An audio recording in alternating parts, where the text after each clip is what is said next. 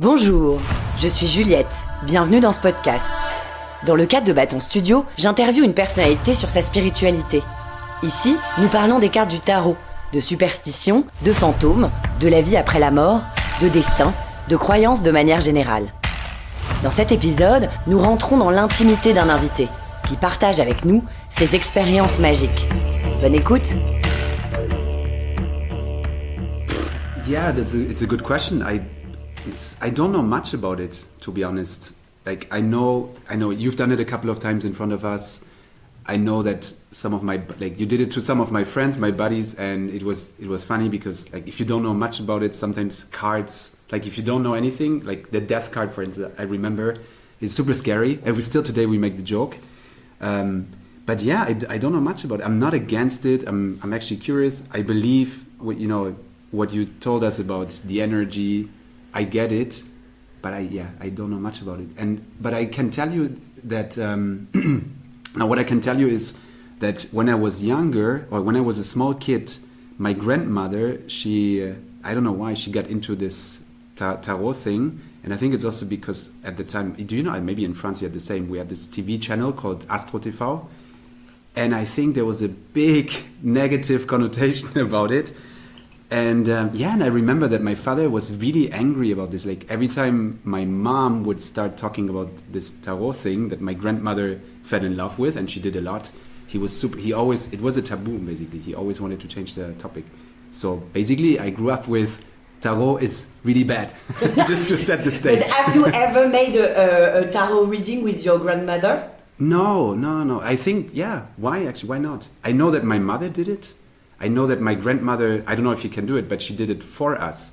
So sometimes she would make a remark like, Christian is going to move to Berlin and he's really fine, like he loves the city. And then my grandmother would say things like, I knew it already, or like stuff like that. So then again, my father would be very allergic to this. But I never had a session, and with her, no, she never did it to us. Maybe she was shy about it. Maybe we were shy. Maybe my dad was just, no. Are you spiritual? I think so, yeah. I don't really practice spirituality, if you say that. I don't have any routine. I don't read a lot about it. But I do, well, at least I listen to one podcast where I think the guy is quite spiritual.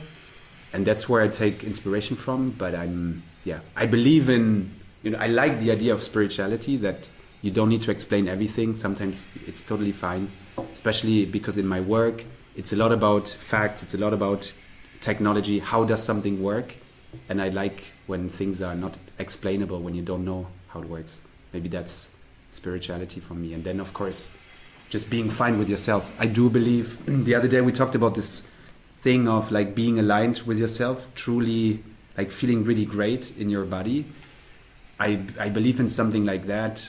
I remember times where today I would say, it makes a lot of sense. I was just not aligned. Like something was out of order, and today I understand better. What is the spiritual podcast? It's called Slow Mo. It's with a guy. He's called Mo Godat. I think he's from Egypt, but he lived in the US for a long time. So he's like the perfect mix of Western culture meets Eastern culture, and he worked at Google for a long time. So he's like this straight business guy, super rich, very successful, and then he had like big family crisis. His son died at 18 years old. Now he had like a few other family members dying, and like he just he changed his life. And I think his mission, like he calls his mission, he wants to make 1 billion people happy. So he's just all about happiness. Actually, that's a topic that resonates a lot with me. Maybe it's less spirituality, it's just happiness. And you told me yesterday about an episode about the heart. Can you tell us a bit about that? The power of the heart, yeah. It's also what I heard in this podcast. And it's, I think it's a movie. It's someone like a scientist that is very famous for the studies that they did, where they basically, so they took a bunch of people. I don't know about, I haven't watched I just listened to it on the podcast. But I think what they did was they did a study where they took a lot of people, let's say a few hundred people. They put them in a room and they showed them some pictures, like on a slideshow, a dia show. And they showed them a lot of positive pictures, like very nice pictures. And then once in a while, you would have like a horrible picture, like something, I guess like an accident or someone dying or something really bad. And what they found out was, so they measured everything. They measured the heartbeats, the pressure and everything. And what they found out was that people would actually, or the heart would already know that a bad picture was going to happen, because what they did was they showed the picture and then maybe 5 seconds black screen, and then the next picture would come. And so they basically found out that people are able to, or the heart already reacts to something before the picture is actually shown. And yeah, I mean, I haven't checked this out yet. I haven't watched the video and read the books, but it's super interesting, yeah. And what is your conclusion? That maybe that maybe intuition is true, that you don't need to have everything in your brain, you know. Even sometimes choices that you make in life, it doesn't always need to be perfectly going through your brain, like perfectly understandable. Maybe there's something even smarter than your brain, which is the heart. That's what they say, actually. The heart is the super intelligence, much smarter than your brain. Are you superstitious? I don't think so. I don't think I'm that superstitious, or maybe just average. Maybe we're all a bit superstitious. Like, I know my mother was a lot, like she was very superstitious. And I was always amazed because she had so many rules, like you cannot do this, you cannot sleep that way, your bed has to be aligned in a certain way, or this feng shui. So this I find quite interesting. But yeah, it's not really, I don't know. I think it's just something that sometimes pops up. Like the other day, stupid example, but it happened. There was a ladder on the street. And then I remember, yeah, true, my mother told me, don't go under the ladder. It's like everyone knows it. We lived in the countryside. So actually, maybe I'm superstitious. Maybe? Do you pray sometime? Pray? Yeah, maybe I did it like really rarely for super, super important stuff. Not like, maybe you call it pray, or maybe it's just like taking a moment to say something out loud inside. Yeah, but it's not a practice, I would say. Did you ever experience magic moments? Yeah, I mean, I'm trying to find an example. I guess typical stuff is when like a person, like a former friend or a person that hasn't been in your life for a long time, then like something changes in your life and suddenly, I don't know, you meet this person again randomly, or I don't remember anything, but I think it's more about people. That like, why am I bumping into this person right now? I just thought about him or her. I struggle a bit with this. I used to believe a lot in destiny. And maybe the thing is just what makes it complicated for me is that, let's say you take a lot of decisions and take actions in your life. You are born in this town, you stay there, and then you say your destiny is to live there and have a happy life, whatever. Or you move to another place, you meet people. Like sometimes I have the feeling you influence your life quite a lot, but then maybe that's also part of destiny. I don't know. It just feels, it's hard for me to believe that there's a destiny when you have so many influences you can make. I don't know. But it could be seen as destiny as well. Like your destiny was not to live, for instance, in my example, maybe my destiny was not to live in the countryside where I'm from, in the village where my family's from, because I wanted to live somewhere else and I was curious and I went to other countries. But I like to keep it open, maybe. Let's put it like that. Do you dream? Like during the night, during the day? During both. Because I'm very good at dreaming during the day. Because I know you dream pretty much all the time, no? Okay, when you ask me about dreams, what is actually more, what is more remarkable for me is dreams from my childhood. Like these typical dreams, we all know them, the typical dreams that still sometimes today, being a bit older now, sometimes I have like dreams that are similar, very rarely, it's not often, but I have dreams that are similar enough that makes me think about my childhood again, like these kind of dreams. But usually I'm not, like I wake up, usually my days I wake up, and even if I remember the dream, it doesn't make sense to me. For me it's just, okay, your brain, that's how your brain works. It wants to recover, wants to process something from the day or whatever.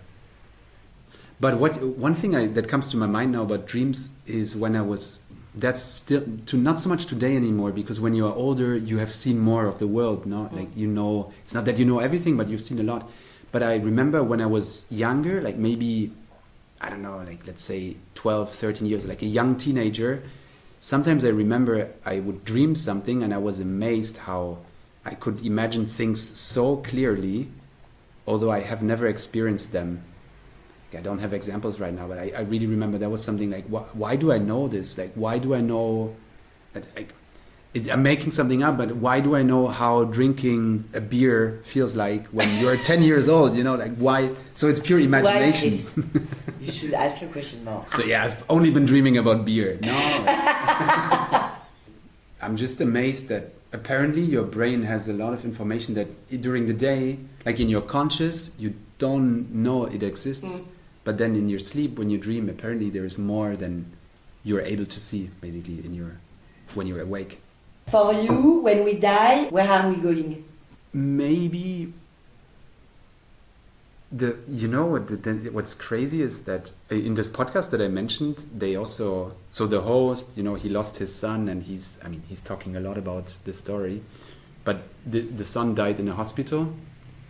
And the host, who's actually, you know, like he's actually a mathematician, he's an engineer, so he's very logical, very technical, but then still he's very spiritual. And he said that he could, like the moment his son died, they could feel the spirit in the room, like he was still there, definitely he was there. And so then that makes me think that maybe when someone dies, that the spirit, like people can still feel it, the person is still there, but then I don't know what is happening long term. Like, what if someone dies and then 5 years later, where is that spirit? Can it be kept?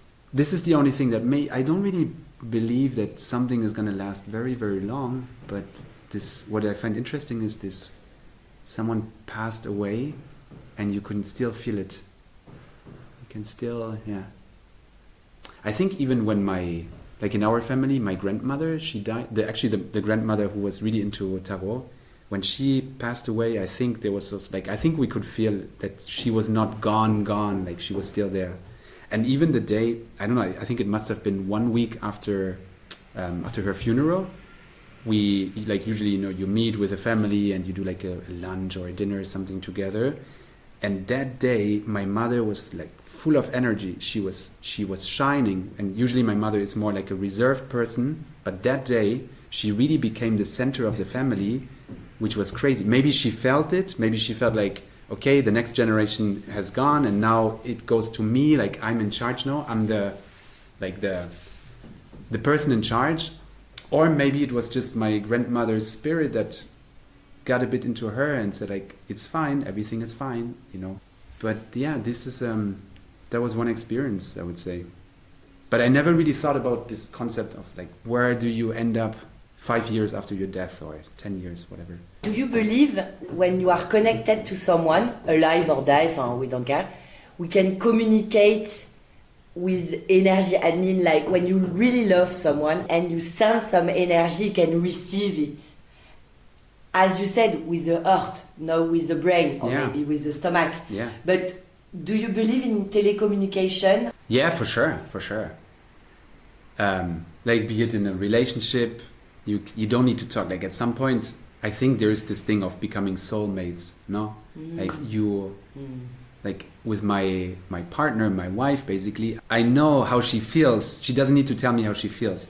When we are at a social event or when we are with friends, I don't even need to look at her that much. I know how she feels. So I think I can feel that. What do you think about the people who talk to dead people? Like, can you do anything about the fact that your family member, your dog, whatever, has passed away? There's nothing you can do. There's nothing you can change. And maybe for some people it's good to talk about, you know, like to find like a system to keep talking to the people. And maybe for most of the people it's nice, it gives like hope. I hope it's good. Like, if it gives you energy, if it gives you this feeling of like, okay, we're still together, then that's good. But if it prevents you from letting go, then I find it's we have to be careful with that.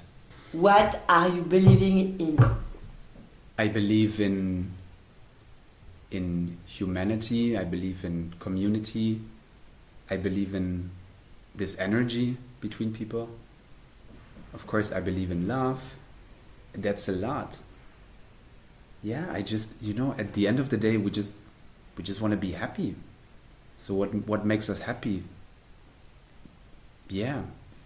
But I also, maybe I also have a bit of a pragmatic side in me that says, it's good to believe in something, but still, always be in action, do something, not, don't just wait.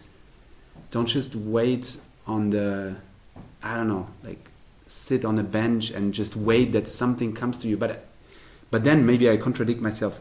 For sure, there are moments maybe where you're a bit waiting for signs. What am I supposed to do now? I have no clue. What should I do? And maybe it comes in that moment, but maybe it doesn't. And you have to keep doing something. And at some point, you find the answer. So yeah, I guess believing gives us quite some strength. Fulfill our needs of believing something, and then spirituality comes back a lot. I think Buddhism has a new rise, has a new wave of acceptance. So yeah. What is love for you? What is love? It's what I said earlier. It's this becoming soulmates. It's doing things together. It's but together could also mean that you don't need to be together all the time. I think it's for love, it's quite nice and important to still be yourself. You have your own life, but you share it in a way, in such a close way with your partner that it's like being together, but you're still yourself. You're your own person. What else is love? It's pure trust. It's always interesting that it's quite in two directions. No, very often. And now I'm getting a bit off topic, but I have the same feeling with friends or when you meet people. If you really, really like someone, it's impossible that the other person doesn't like you. No, if you have a big sympathy for someone, then for sure you're gonna get along. That's beautiful. Okay, so I bought this tarot yesterday. Yeah, if I look at the next 6 to 12 months, am I going to be fine? Am I going to be very stressed? Am I going to be super relaxed? Because, when some things change in your life, you're always a bit wondering, because what's happening in your life? We're expecting a baby, so I'm becoming a father for the first time in 2 months, more or less in 2 months.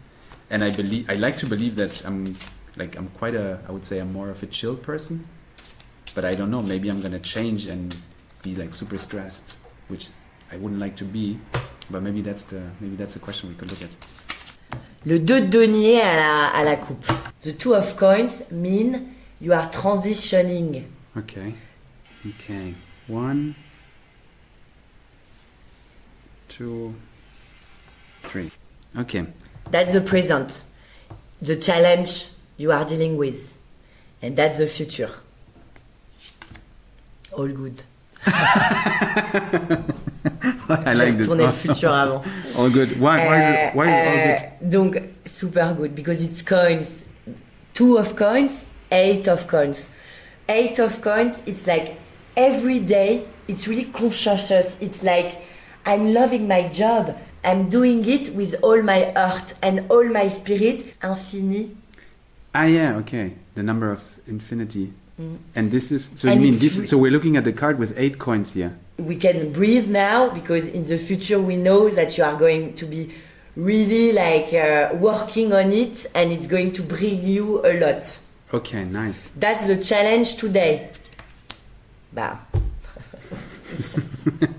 9 of coins. 9 of coins, it's manifestation process. It means you are able today to invest concretely what you want to do in life. I mean, today you are super powerful. You are able to really change concretely your life.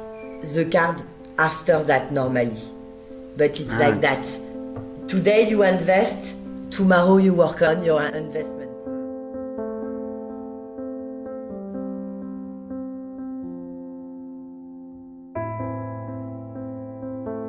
Pour prendre rendez-vous avec moi, c'est très simple. Rendez-vous sur Instagram, sur le cadre de Bâton Tarot. Et si cet épisode vous a plu, n'hésitez pas à mettre 5 étoiles sur votre plateforme d'écoute, à en parler autour de vous et à partager l'épisode. Je vous embrasse fort. N'oubliez pas que si on y croit, nos rêves se réalisent.